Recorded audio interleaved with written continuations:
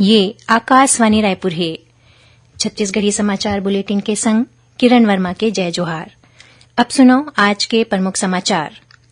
छत्तीसगढ़ में विधानसभा चुनाव के दूसरैया चरण के तहत 70 विधानसभा क्षेत्र में आज शांतिपूर्ण और निष्पक्ष मतदान संपन्न हुईस। ताजा जानकारी के अनुसार संझा 5 बजे तक करीबन 68% मतदान दर्ज करे गए है। सबले ज्यादा 82% मतदान कुरुद में और सबले कम 52% रायपुर दक्षिण में दर्ज करे गए है। और दूसरे चरण में 130 महिला और एक तृतीय लिंग समेत कुल 958 उम्मीदवार मन के भाग आज ईवीएम में होगे बंद। 3 दिसंबर के होही मतगणना। अब समाचार विस्तार ले। छत्तीसगढ़ में विधानसभा चुनाव के दूसरा चरण के तहत 70 विधानसभा क्षेत्र में आज एक छुटपुट घटना ला छोड़ के मतदान शांतिपूर्ण और निष्पक्ष संपन्न हुई। ताजा जानकारी के अनुसार संझा 5 बजे तक करीबन 68% मतदान दर्ज करे गए है। सबले ज्यादा 82% मतदान कुरुद में और सबले कम 52% रायपुर दक्षिण में दर्ज करे गए है। एमन अनंतिम आंकड़ा हरे, एमा बदलाव हो सकत है। दूसरे चरण में 130 महिला और एक तृतीय लिंग समेत कुल 958 उम्मीदवार चुनाव मैदान में हैं। एमा प्रमुख रूप ले राज्य के मुख्यमंत्री भूपेश बघेल पाटन ले, विधानसभा अध्यक्ष डॉ चरणदास महंत सक्ती ले, उप मुख्यमंत्री टीएस सिंहदेव अंबिकापुर ले, गृह मंत्री ताम्रध्वज साहू दुर्ग ग्रामीण ले और रविन्द्र चौबे साजा विधानसभा क्षेत्र ले उम्मीदवार हैं। उन्हें भाजपा के प्रदेश अध्यक्ष और सांसद अरुण साव लोरमी ले, नेता प्रतिपक्ष नारायण चंदेल जांजगीर चांपा ले, केंद्रीय राज्य मंत्री रेणुका सिंह भरतपुर सोनहत ले, सांसद गोमती साव पत्थलगांव ले और पाटन ले सांसद विजय बघेल घलो शामिल हैं। ये जम्मो मन के भाग आज ईवीएम में बंद हो गए। दूसरैया चरण पर बिहानिया 8 बजे ले संझा 5 बजे तक मतदान हुईस। सिर्फ बिंद्रानवागढ़ विधानसभा क्षेत्र के 9 ठिन मतदान केंद्र कामरभौदी, आमामोरा, ओढ़, बड़े गोबरा, गवरगांव, गरीबा, नागेश, सहबीन कछार और कोदोमाली में बिहानिया 7 बजे ले मझनिया 3 बजे तक मतदान करेगिस। एकर अलावा बिंद्रानवागढ़ के बाचे मतदान केंद्र मन में बिहानिया 8 बजे ले संझा 5 बजे तक वोट डालेगिस। मतदान ला लेके आज युवा वर्ग ले लेके सियान और महिला मन में जोरदार उत्साह देखेगिस। मतदान केंद्र मन में बिहानिया ले लोगन मन के लंबा लाइन लगे रहिस।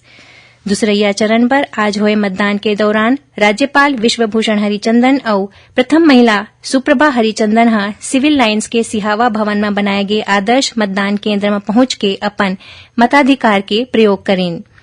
मतदान के बाद राज्यपाल सेल्फी जोन में फोटो घलो लेन। उन्हें मुख्य निर्वाचन पदाधिकारी रीना बाबा साहेब कंगाले रायपुर के धर्मपुरा पूर्व माध्यमिक शाला स्थित मतदान केंद्र में मतदान करें। ओमन आम मतदाता मन जैसे लाइन में लग के अपन परिवार सहित मतदान करें। ओमन यहां बनाए गए दोनों मतदान केंद्र में होवत मतदान के अवलोकन घलो करें। उन्हें मुख्यमंत्री भूपेश बघेल पाटन विधानसभा क्षेत्र के कुरुदडीह में बनाए गए मतदान केंद्र में मतदान करें। ऐसने सांसद विजय बघेल भिलाई सेक्टर 5 स्थित स्कूल में बनाए गए मतदान केंद्र में अपन मतदान अधिकार ला बौरें। धमतरी जिला के सिहावा विधानसभा क्षेत्र में बिलबदर गांव पंचायत में बनाए गए मतदान केंद्र में विशेष बिछड़ी जनजाति कमार वर्ग के लोगन मन मतदान करें। कमार जनजाति के मनखे मन पारंपरिक औजार और सामान जैसे तीर धनुष, टुकनी, सूपा लेके मतदान करे बर पहुंचें। उन्हें मतदान के बाद मतदाता मन सेल्फी जोन में सेल्फी घलो लें। उती रायगढ़ में पुसौर के ग्राम लोहा खान निवासी 107 साल के माधव मेहर मतदान केंद्र पहुंच के अपन वोट दें। ऐसने महासमुंद के खल्लारी विधानसभा क्षेत्र में 101 बछर के महिला केसर जैन मतदान केंद्र पहुंच के मतदान करें। इति बालोद जिला मुख्यालय के आमापारा में बनाए गए मतदान केंद्र में मतदान पर पहुंचे मतदाता पेमेश्वरी साहू और नवा युवा मतदाता आर्यन यदु के तिलक लगा के स्वागत करेगिस। एमन मतदान के बाद सेल्फी घलो लेन। उन्हें राज्य में नवा युवा मतदाता मन में मतदान न लेके बड़ उत्साह देखेगिस। ओमन हैप्पी वोटिंग करके सेल्फी घलो लेन। प्रदेश में दूसरैया चरण के जम्मो 70 विधानसभा क्षेत्र के मतदान केंद्र मन में शांतिपूर्ण और निष्पक्ष चुनाव संपन्न कराए बर सुरक्षा के सब्बो इंतजाम करे गे रहिस। मतदान बर राज्य में 18,833 मतदान केंद्र बनाए गए रहिस। एमा 727 संगवारी मतदान केंद्र, 71 दिव्यांग और 71 युवा मतदान केंद्र शामिल रहीस। एमाले 347 मतदान केंद्र ल आदर्श मतदान केंद्र बनाए गए रहीस। आज हुए मतदान के दौरान 9424 मतदान केंद्र मन में वेबकास्टिंग कराए गिस। उन्हें चुनाव संपन्न कराए बर 90,272 कर्मी मन के ड्यूटी लगाए गए रहीस। छत्तीसगढ़ी समाचार बुलेटिन आप मन आकाशवाणी रायपुर ले सुनत हव। छत्तीसगढ़ की खबर ले है आपकी वास्ता और खबर के विश्वसनीयता ले है हमार वास्ता। आकाशवाणी समाचार रायपुर के प्रादेशिक समाचार बुलेटिन के संगे संग हमार समसामयिक कार्यक्रम आप रेडियो के संग अपन मोबाइल में घलो सुन सकत हो। आकाशवाणी समाचार फेसबुक, ट्विटर और यूट्यूब में घलो हावय। हमार फेसबुक पेज हरे Chhattisgarh news on AIR, Twitter handle CGAIR news और हमार यूट्यूब चैनल हरे छत्तीसगढ़ AIR न्यूज। तो अब रेडियो के संगे संग आपके मोबाइल के माध्यम ले हम आप तक पहुंचत हन। छत्तीसगढ़ की हर खबर पर सुनत रहो आकाशवाणी समाचार। अब आगू बढ़बो माचे समाचार कोती। प्रदेश में दूसरा चरण में 70 सीट बर मतदान के संगरा राज्य के सब्बो 90 विधानसभा सीट बर मतदान के काम पूरा हो गए है। मतगणना 3 दिसंबर के होही। मतदान पूरा होए के संगरा राजनीतिक क्षेत्र में चुनाव परिणाम ल लेके कयासबाजी शुरू हो गए है। हमार संवाददाता के मुताबिक राज्य में आज गरियाबंद में छुटपुट घटना ला छोड़ के मतदान शांतिपूर्ण संपन्न हुईस।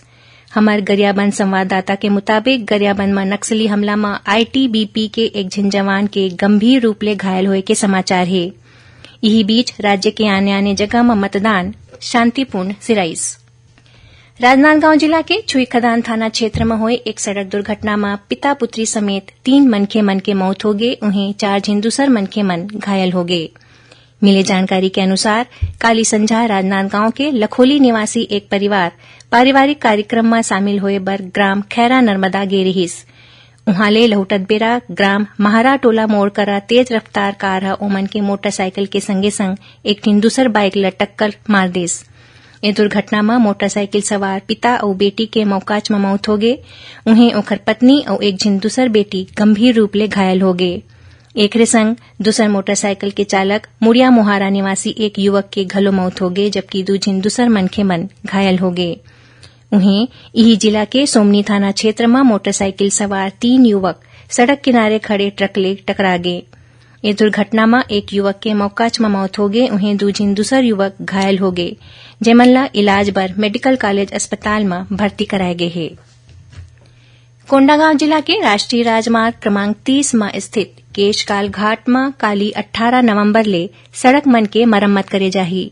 एखर सेती केशकाल घाटी रद्दा में अवैया 30 नवंबर तक यात्री बस और छोटे 4 पहिया वाहन मन ला छोड़ के मालवाहक के अवई जवई प्रतिबंधित रही। मालवाहक रायपुर आए बर केशकाल के विश्रामपुरी चौक ले होवत विश्रामपुर, बोराई, सिहावानगरी, धमतरी मार्ग के इस्तेमाल कर सकत हैं।